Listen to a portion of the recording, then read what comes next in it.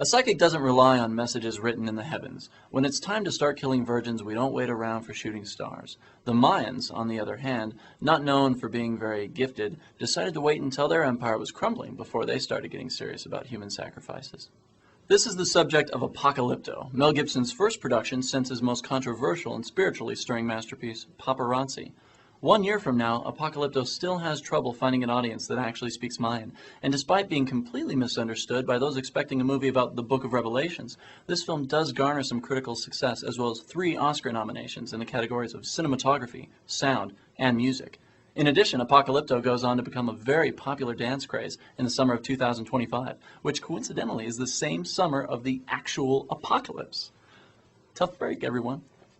Also new tonight is The Holiday, which stars the predictable pair of Jack Black and Kate Winslet in a film by Nancy Meyers, who thought she could also slip Jack Nicholson and Amanda Peet by us in Something's Gotta Give. But Nancy, if you want to surprise me, please, just make a bad movie.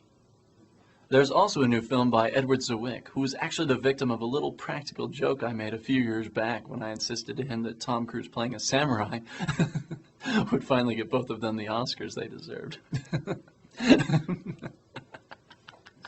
And speaking of Oscars, English patient director and whose name no one can pronounce, Anthony Minghella, I think, is coming in under the radar this week with one called Breaking and Entering, which stars Jude Law, who's pulling double duty this weekend as he also appears in The Holiday.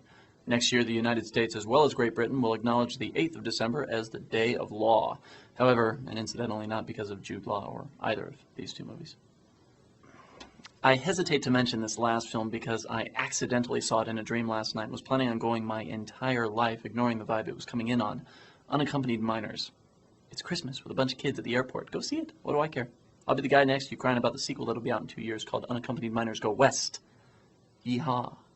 That's all this week. I'm Charlie Baker, Cinema Psychic. I'll see you next Friday. I'm predicting a warm web of feelings from Dakota Fanning, an Oscar-caliber performance from Will Smith. It was rare. And dragons. Not so rare. Fun for the whole family. Whole family of saps, suckers, and squares, if you ask me, though. See you then. I think.